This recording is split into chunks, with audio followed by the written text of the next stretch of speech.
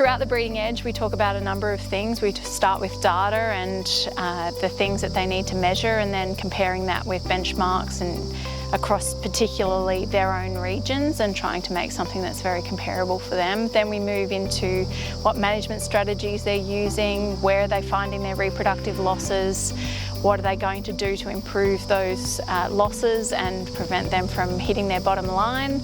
And we hopefully will get them to walk away with a whole herd management plan.